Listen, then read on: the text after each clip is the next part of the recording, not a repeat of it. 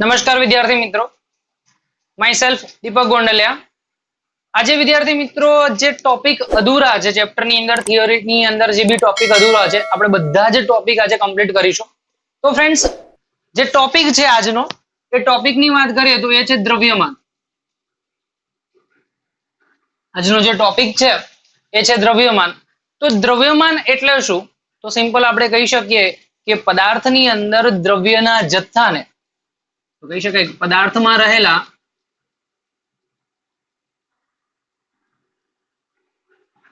દ્રવ્યના જથ્થાને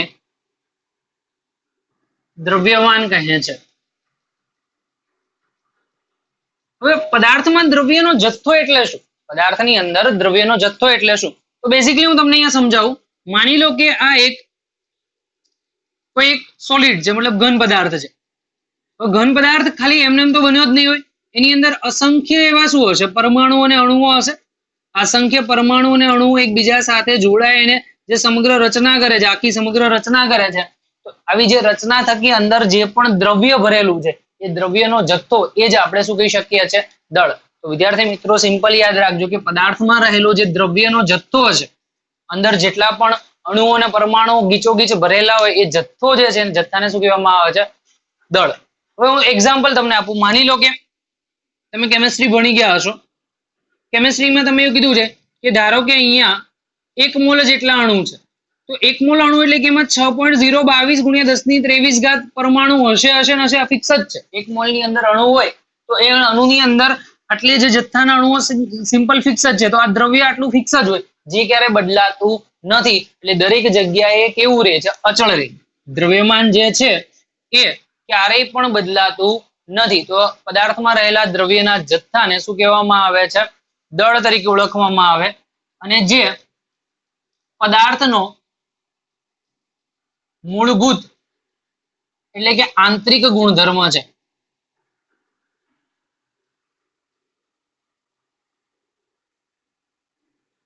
કોઈ પણ પદાર્થની અંદર દળ જે છે એ સર્વસામાન્ય વાત. સર્વસામાન્ય વાત મતલબ કે તમે કોઈ એવી વસ્તુ જોઈ કે જેની પાસે દળ ના હોય.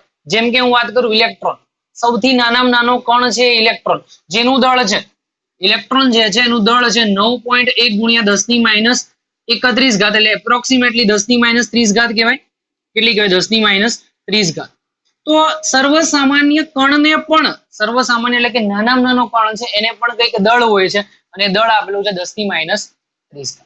ક્લિયર? એટલે કે દરેક પદાર્થ છે, દરેક પદાર્થનો મૂળભૂત ગુણધર્મ, દરેક પદાર્થનો મૂળભૂત ગુણધર્મ એટલે કે દળ છે. ઓકે, નેક્સ્ટ વાત કરીએ કે આ બાહ્ય પરિસ્થિતિ, મતલબ કે દળ જે છે, બાહ્ય સ્થિતિ જેવી કે કેવું? દબાણ, તાપમાન, આવી રાશિ પર આધારિત નથી. હવે એક્ઝામ્પલ આપું. માની લો કે શિયાળામાં તમારું જે દળ છે 60 કિલોગ્રામ છે, તમારું દ્રવ્યમાન 60 કિલોગ્રામ છે. તો એ 60 ની જગ્યાએ તમે ઉનાળામાં તાપમાન વધે છે તો 60 નું 65 થાય ખરું?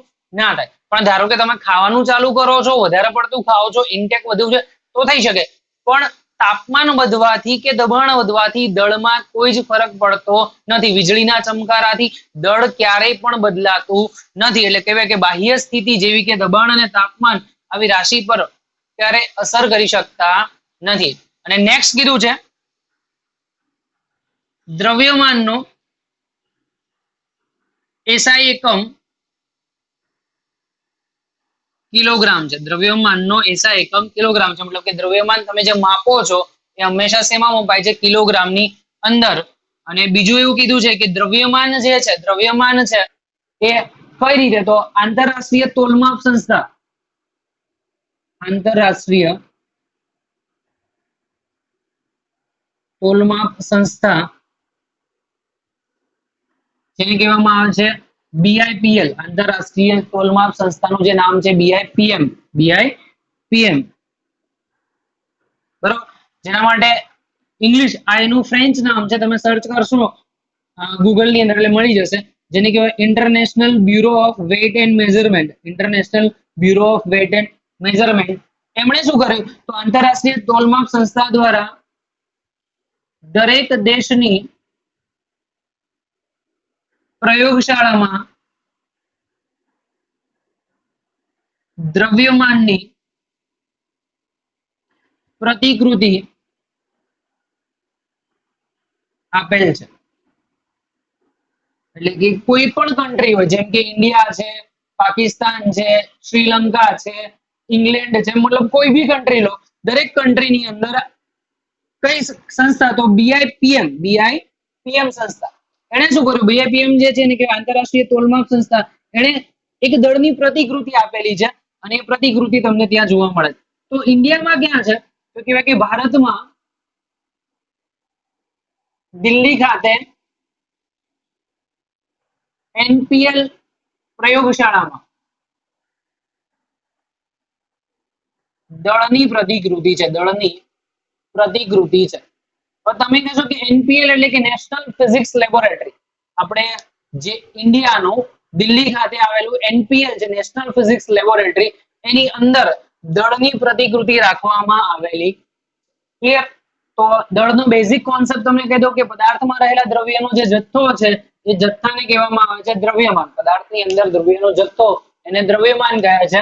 જે મૂળભૂત ગુણધર્મ છે, મૂળભૂત એટલે કે આંતરિક, એ ક્યારે બદલાતો નથી, જેને કોઈ જ વસ્તુ પર આધારિત નથી, જેમ કે દબાણ હોય, તાપમાન હોય, બાહ્ય કોઈ સ્થિતિ હોય, વીજળી થતી હોય, એની સાથે દબાણ ક્યારે બદલાતું નથી. દ્રવ્યમાનનો જે એસઆઈ એકમ છે, એસઆઈ એકમ કિલોગ્રામ છે, અને international bureau of weight and measurement બીઆઈપીએમ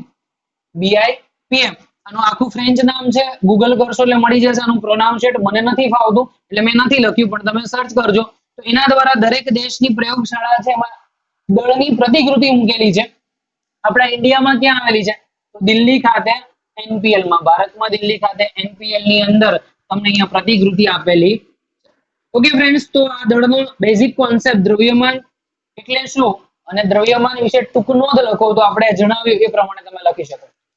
next question છે, બીજો ક્વેશ્ચન, કે ન્યુક્લિયર ભૌતિક વિજ્ઞાનની અંદર દ્રવ્યમાનની વ્યાખ્યા લખવાની છે, દ્રવ્યમાનના એકમની વ્યાખ્યા. ન્યુક્લિયર ફિઝિક્સમાં અથવા તો ન્યુક્લિયર ભૌતિક વિજ્ઞાનમાં, ન્યુક્લિયર ભૌતિક વિજ્ઞાનમાં દ્રવ્યમાનના એકમની વ્યાખ્યા. તો સિમ્પલ અહીંયા જો ન્યુક્લિયર ફિઝિક્સ છે, ન્યુક્લિયર ફિઝિક્સમાં બહુ જ નાના દળ સાથે કામ કરવાનું, ખૂબ જ સૂક્ષ્મ દળ, જેમ કે તમે કહો ઇલેક્ટ્રોનનું દળ 10⁻³ કિલોગ્રામ, તો આવા દળ બહુ જ નાના છે, અત્યંત સૂક્ષ્મ દળ છે. તો શું વિદ્યાર્થી મિત્રો, આ સૂક્ષ્મ દળ હોય તો એ સૂક્ષ્મ દળ માટે તમે કિલોગ્રામમાં માપન દર્શાવો, એ સાચું કહી શકાય ખરું? ના, કિલોગ્રામમાં માપન દર્શાવી શકાય નહીં. તો એમ કીધું કે સૂક્ષ્મ દળના માપન માટે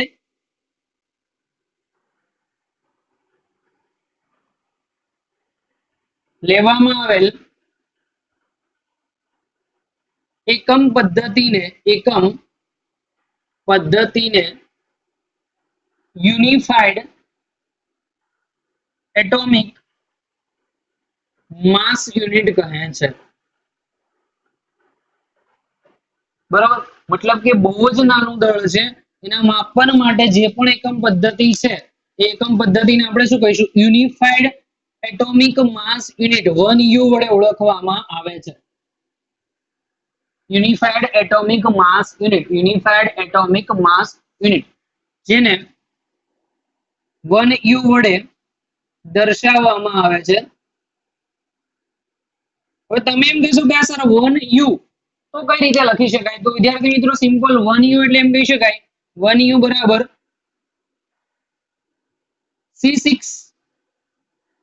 C612, મતલબ કાર્બન પરમાણુનો 6 પરમાણુ ક્રમાંક અને પરમાણુ ભાર 12 હોય તો C612 ના 12 પરમાણુના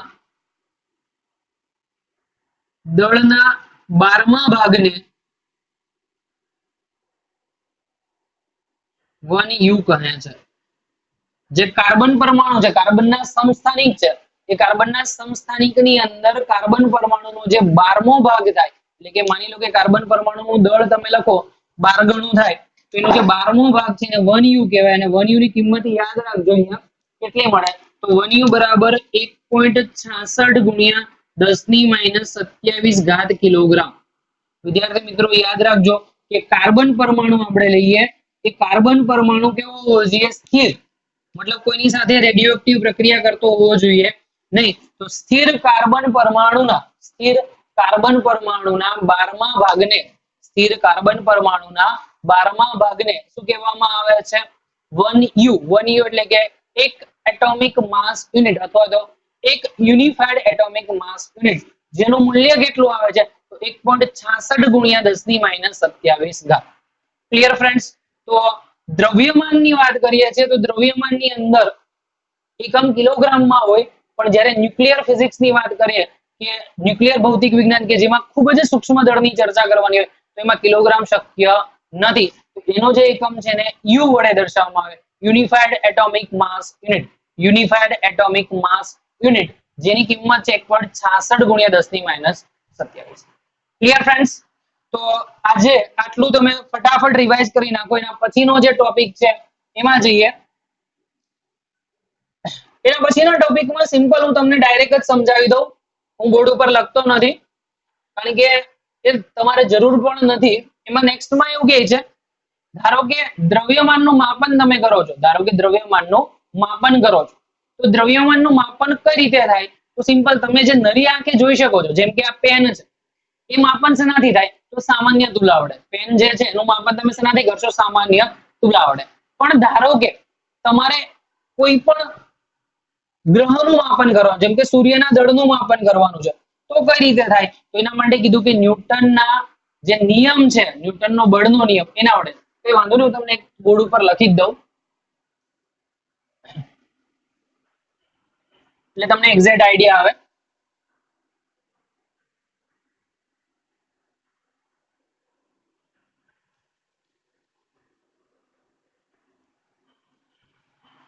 જો અહીંયા દળનું માપન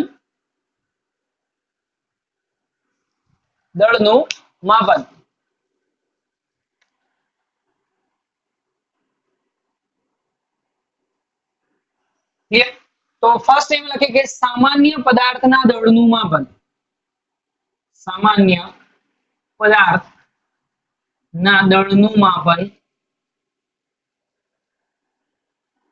સામાન્ય તુલા વડે કરી શકાય છે. જેમ કે આપણી પાસે નોર્મલ કાંટો હોય છે, નોર્મલ કાંટા વડે ઇલેક્ટ્રિક જે ડિજિટલ મેઝરમેન્ટ સિસ્ટમ છે એનાથી બી તમે કરી શકો છો. અને પેલું ત્રાજવું તમે જોયું હશે કે એક બાજુ વજન મુકતા હશે અને બીજી બાજુ પદાર્થ મુકતા હશે, એના વડે પણ તમે કરી શકો છો. બીજું, ખૂબ જ મોટા પદાર્થ,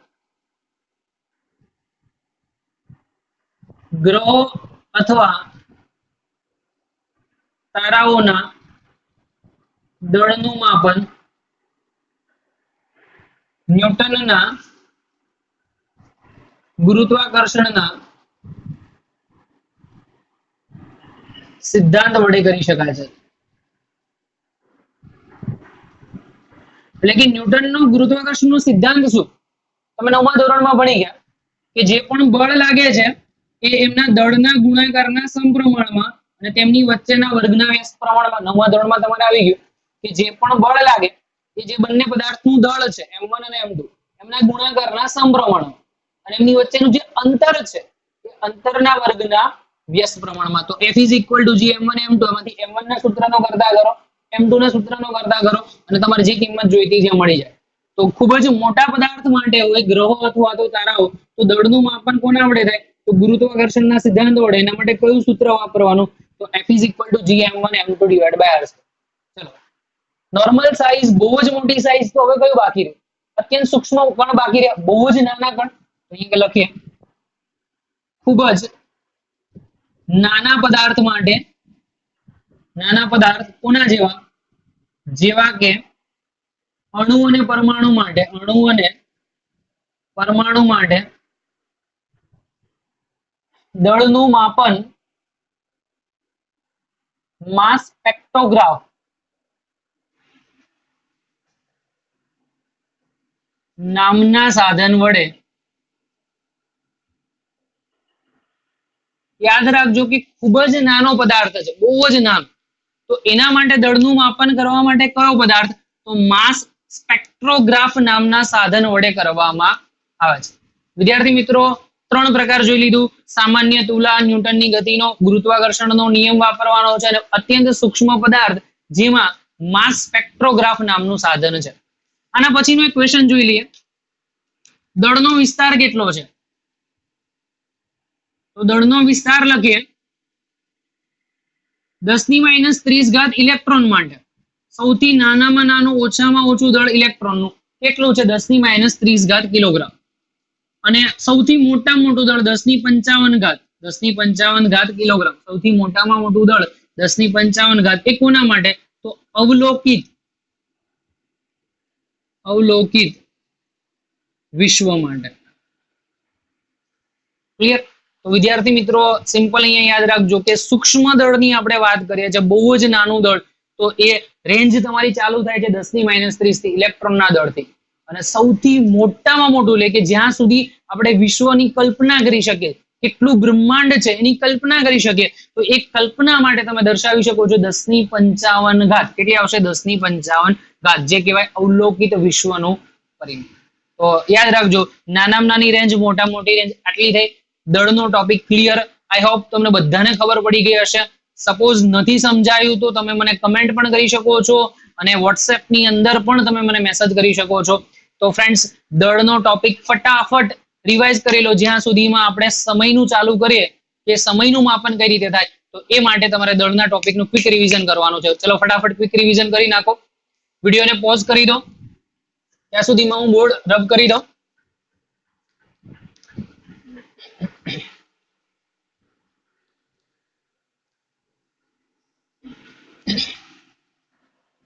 જો સમયનું માપન છે થોડુંક તમને યાદ રાખવામાં કોમ્પ્લિકેટેડ થશે, પણ કોન્સેપ્ટ સમજજો. ક્વેશ્ચન તમારે એક્ઝામની અંદર પૂછવાની સંભાવના બહુ જ ઓછી છે, પણ કોન્સેપ્ટ જેટલો તમારો ક્લિયર હશે એટલો જ તમારા માટે બેનિફિટ થશે. લખીએ સમયનું માપન.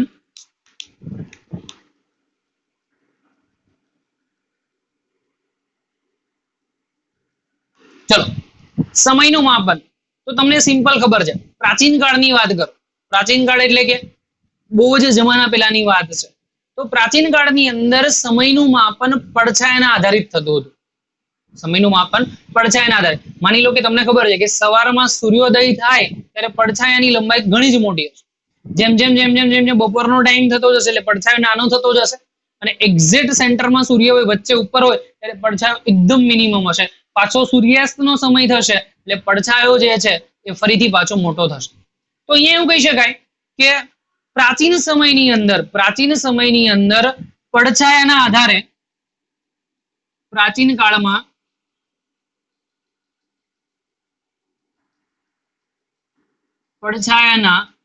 પડછાયાની લંબાઈના આધારે સમય નક્કી થતો હતો. બરાબર?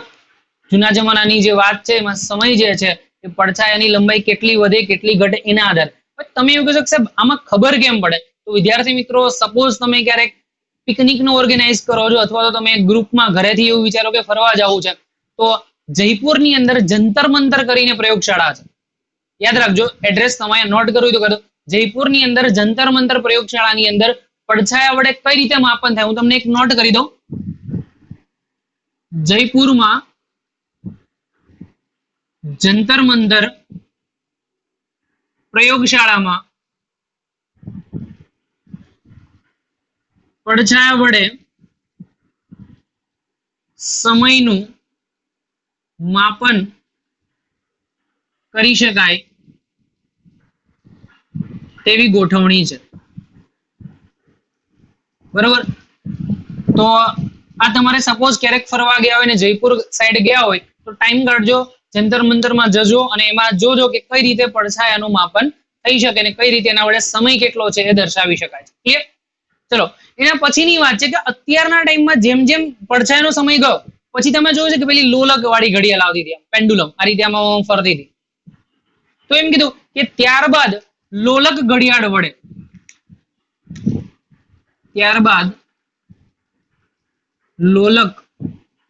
ઘડિયાળ વડે સમયનું માપન થતું હતું. ક્લિયર? અહીંયાથી આમ ફરશે એટલે કે 1 સેકન્ડ, પાછું અહીંયા આવશે એટલે બીજી સેકન્ડ, એટલે કે સેકન્ડના આધારે કઈ રીતે આમ ગતિ કરતી હોય તો એના આધારે સમયનું અવલોકન થતું હતું. તમે કદાચ જોયેલા હશે, ઘણાના ઘરે લોલક હોય છે. લોલકવાળી ઘડિયાળના આધારે સમયનું અવલોકન કરવામાં આવે છે. અત્યારના સમયમાં તો અત્યારે કીધું કે અત્યારે પરમાણ્વીય માનંક કે જેમાં એટોમિક ક્લોક, પરમાણ્વીય માનંક, તો એમ કહી શકાય કે અત્યારે સમયનું માપન પરમાણ્વીય માનંક વડે થાય છે. હવે તમારા માટે નવો શબ્દ છે, પરમાણ્વીય માનંક. મતલબ કે પરમાણુના દોલનો થાય, કોઈ પણ અણુ છે એના દોલનો થાય, અને દોલનો માટે કેટલો સમય લાગે છે, કઈ રીતે થાય છે, એના આધારે સમયનું માપન થાય છે. તો યાદ રાખજો કે અત્યારના સંજોગોમાં સમયનું માપન પરમાણ્વીય માનાંક વડે થાય છે. અત્યારના સમયમાં પરમાણ્વીય માનાંક વડે સમયનું માપન થાય છે, જેમાં એટોમિક ક્લોક કે સીઝિયમ ઘડિયાળ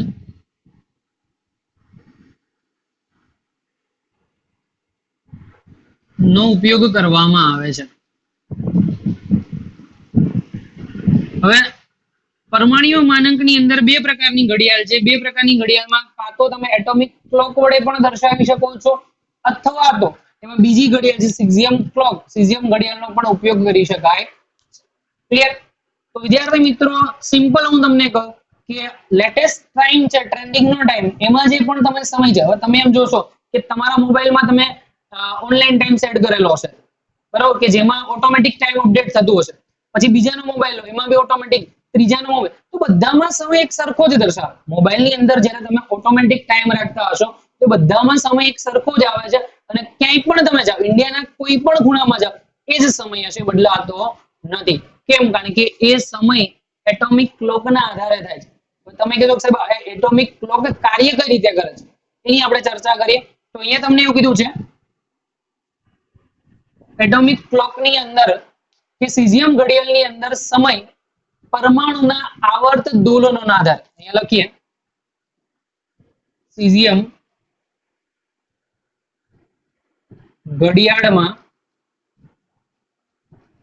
સમય પરમાણુના આવર્ત દોલનોના આધારે નક્કી થાય છે. મતલબ કે સીઝિયમ પરમાણુ છે એ પોતે દોલનો કરતો છે, દોલન એટલે વાઇબ્રેટ થતો હશે, આખો ઉપર નીચે વાઇબ્રેટ થતો હશે આ રીતે. તો એ દોલનો કરે છે, અને દોલનો થકી સમય નક્કી કરવામાં આવે છે. યાદ રાખજો કે સીઝિયમ ઘડિયાળમાં એમસીક્યુ પૂછે કે સીઝિયમ ઘડિયાળની અંદર સમય કઈ રીતે નક્કી કરવામાં આવે, તો અહીંયા લખી શકાય કે સીઝિયમ ઘડિયાળની અંદર સમય પરમાણુના આવર્ત દોલનોના, એટલે કે એક દોલન પૂર્ણ કરે, બીજું દોલન પૂર્ણ કરે, ત્રીજું દોલન પૂર્ણ કરે, એ રીતે એનો સમય નક્કી કરવામાં આવે છે. ક્લિયર? ફરીથી કહો કે સીઝિયમ ઘડિયાળની અંદર સમય જે છે એ કઈ રીતે નક્કી થાય, તો પરમાણુના આવર્ત દોલનોના આધારે થાય છે. હવે તમે એમ કહેશો કે કઈ રીતે થાય, તો સીઝિયમ પરમાણુ, સીઝિયમ 133 પરમાણુમાં 91, 92 જે દોલનોની સંખ્યા છે, ખાસ ધ્યાન રાખજો, એમસીક્યુ માં પૂછાય. 91, 92, 63, 17, 70 આવર્ત દોલનો પૂર્ણ કરવા 1 સેકન્ડ જેટલો સમય લાગે છે. હું માની લો કે હું તમને એક વાત કરું છું કે તમારી પાસે સીઝિયમ પરમાણુ છે. એ સીઝિયમ પરમાણુ શું કરે કે દોલનો કરે છે, બરાબર. એ દોલનો કરવા માટે, એ જે દોલનો થાય એ દોલનો કરવા માટે કેટલા દોલનો કરે છે, તો એક સિમ્પલ આંકડો જે છે યાદ રહે તો યાદ રાખી લો, કઈ જ વાંધો નથી. 91, 92, 63, 17, 70 આટલા દોલનો કરે, આટલા દોલનો માત્ર 1 જ સેકન્ડમાં કરે છે. વિચારો તમે, ખાલી આંખ તમે બંધ કરીને ખોલો ને 1 સેકન્ડનો જે સમય લાગે ને, તો એવા 1 સેકન્ડની અંદર આટલા દોલનો થઈ જાય. કેટલા? 91, 92, 63, 70, 70 આંકડામાં તમારા લખવું હોય તો શું થાય? એકમ, દશક, 100, 1000, 10,000, લાખ, કરોડ, 10 લાખ, કરોડ, 10 કરોડ અને 100 કરોડ. કેટલા મતલબ થશે? 919 કરોડ 26,31,770 દોલનો માત્ર 1 સેકન્ડમાં કરે. એટલું સ્પીડીલી હોય છે. ક્લિયર?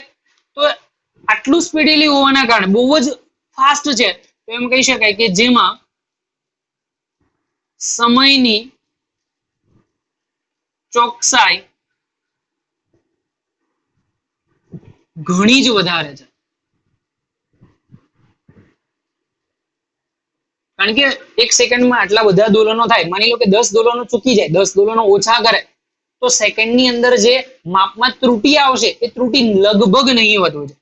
તો અહીંયા કહી શકાય કે અહીં મળતી ત્રુટી નહીવત છે. કારણ કે 1 સેકન્ડમાં કહેવાય ને 100 કરોડ જેટલા દોલનો થાય. સોરી, આમાં ગણીએ તો 900 કરોડ જેટલા દોલનો થાય. આ 900 કરોડ જેટલા દોલનો માટે માની લો કે એ 50 દોલન ના કરે કે 100 દોલન ના કરે, તો જે પણ ત્રુટી મળે છે ને એ ત્રુટી એકદમ નહીવત હોય છે. એટલે કે સીઝિયમ ઘડિયાળની અંદર જે ત્રુટી મળે છે એકદમ ઓછી હશે. ક્લિયર? હવે ધારો કે હું તમને એમ કહું કે તમારી પાસે કાંડા ઘડિયાળ છે, કાંડા ઘડિયાળમાં લખ્યું હશે ક્વાર્ટઝ કરીને, કાંડા ઘડિયાળ હોય તો એમાં ક્વાર્ટઝ, તો એનો મતલબ એવો થાય કે એ જે ઘડિયાળ છે કાંડા ઘડિયાળ, એમાં જ્યાં ક્વાર્ટઝ લખેલું છે એમાં પણ દોલનો થાય, પણ એમાં ક્વાર્ટઝ પરમાણુ દોલન કરતો હશે. ત્યાં કોણ દોલન કરતું હશે? ક્વાર્ટઝ પરમાણુ. જ્યારે સીઝિયમ ઘડિયાળની અંદર સીઝિયમ પરમાણુ દોલન કરે છે, અને એ કેટલા દોલન કરે? તો 1 સેકન્ડની અંદર 91, 92, 63, 70, 70 જેટલા દોલનો કરે છે. ક્લિયર? તો અહીંયા કહી શકાય કે દોલનો વડે સમયનું નિયમન થાય છે. દોલનો વડે સમયનું નિયમન થાય છે, કે જે પણ સમય તમે નક્કી કરો છો એ દોલનો આધારિત જ છે, અને ખૂબ જ ચોકસાઈ, આમાંની અંદર જે પણ સમય છે એમાં ખૂબ જ ચોકસાઈ છે. અને અહીં સીઝિયમ ઘડિયાળ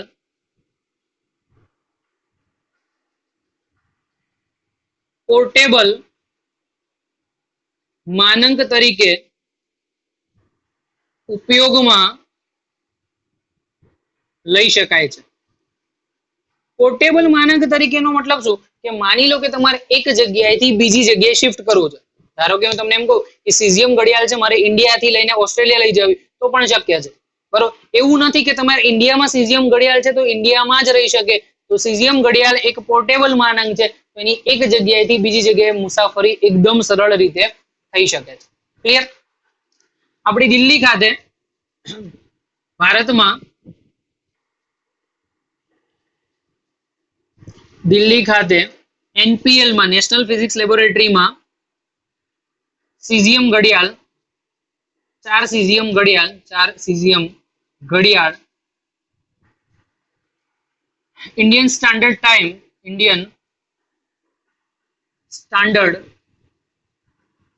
ટાઈમ એટલે કે IST નક્કી કરે છે. માની લો કે ભારતનો જે સમય ક્યાંથી નક્કી થાય? તો ભારતનો સમય નક્કી થાય છે દિલ્હીમાંથી, અને દિલ્હીમાં ક્યાંથી? તો NPL, મતલબ કે કોઈ પણ સમય જે છે આખા ભારતનો સમય એને હેન્ડલ કરવાનું કામ NPL માં થાય. અને કોના થકી થાય? તો 4 સીઝિયમ ઘડિયાળ રાખેલી છે. કેટલી ઘડિયાળ છે? 4 સીઝિયમ ઘડિયાળ. જે ઇન્ડિયન સ્ટાન્ડર્ડ ટાઈમ, ઇન્ડિયાનો જે સાચો સમય છે, સ્ટાન્ડર્ડ ટાઈમ છે એ નક્કી કરે છે. બરોબર? એટલે કે ઇન્ડિયાનું સ્ટાન્ડર્ડ ટાઈમ નક્કી કરવા માટે દિલ્હીની અંદર NPL લેબોરેટરીમાં, નેશનલ ફિઝિક્સ લેબોરેટરીની અંદર 4 સીઝિયમ ઘડિયાળ મૂકવામાં આવેલી છે. ક્લિયર? હવે એના પછીના પોઈન્ટમાં અહીંયા એવું કહેવા માંગે છે કે સમય અને આવૃત્તિ જાળવવાનું કામ, ભારતની અંદર સમય અને આવૃત્તિ જાળવવાનું કામ NPL ને સોંપેલ છે. તો કહી શકાય કે સમય અને આવૃત્તિ જાળવવાનું કામ NPL ને સોંપેલ છે. મતલબ કે સમય તમારો બદલાય છે, સમયમાં કઈ પ્રોબ્લેમ થાય છે, તો બધી જ જવાબદારી NPL ની છે. તો યાદ રાખજો કે ભારતની અંદર સમય નક્કી કરવા માટે આખી જ જવાબદારી NPL લેબોરેટરીની છે, નેશનલ ફિઝિક્સ લેબોરેટરીની છે, ને જે દિલ્હીમાં.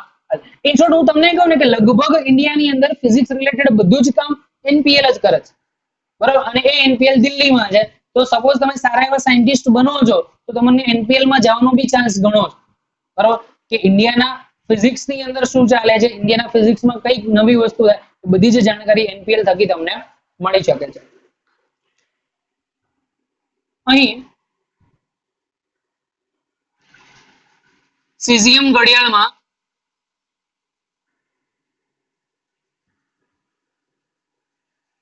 એક વર્ષે 3 માઇક્રોસેકન્ડ જેટલી ત્રુટિ મળે છે. સીઝિયમ ઘડિયાળમાં એક વર્ષની અંદર કાં તો 3 માઇક્રોસેકન્ડ આગળ વધશે કાં તો 3 માઇક્રોસેકન્ડ પાછળ વધે તો 3 માઇક્રોસેકન્ડ જેટલી ત્રુટિ મળે છે. બહુ જ માઇનોર કહેવાય. જે ત્રુટિ જે છે વિદ્યાર્થી મિત્રો તમને એક વર્ષની અંદર માત્ર ને માત્ર માઇક્રોની અંદર છે. માઇક્રો એટલે કે ધારો કે એક વર્ષના સેકન્ડ ગણો, એક વર્ષની અંદર દિવસ આવશે 365, 365 ના 24 કલાક, 24 કલાકની પાછી 3600 સેકન્ડ. તો આટલી અસંખ્ય સેકન્ડની અંદર માત્ર એક માઇક્રોસેકન્ડ એટલે કે 10⁶ ભાગ, મતલબ 1/10⁶ ભાગ આટલી ત્રુટિ મળે. બહુ જ નહીવત કહેવાય. એટલે કે તમે લગભગ એને અવગણી શકાય. તો એ કહી શકાય કે જે અત્યંત સૂક્ષ્મ છે, જેનાથી કોઈ જ ફરક પડતો નથી. અને એવું કહી શકાય કે સીઝિયમ ઘડિયાળ એટલી બધી પાવરફુલ છે કે એકદમ ચોકસાઈ હોવાથી એનો ઉપયોગ અંતર માપન માટે થઈ શકે છે. એમ કહી શકાય કે સીઝિયમ ઘડિયાળની ચોકસાઈના આધારે 1 મીટરનું માપન દર્શાવી શકાય છે. એટલી બધી પાવરફુલ છે, એટલી બધી ચોકસાઈ ધરાવે છે કે એના કારણે તમે 1 મીટરનું માપન દર્શાવી શકો છો. અને 1 મીટરનું માપન કઈ રીતે? તો કહી શકાય કે પ્રકાશે 1/299,792 સેકન્ડમાં કાપેલ અંતર 1 મીટર છે. વિદ્યાર્થી મિત્રો ફરીથી કહું કે જે પ્રકાશ છે એ પ્રકાશે કેટલું અંતર કાપ્યું? તો 299,792,458. ઇન શોર્ટ આ કેટલું થાય?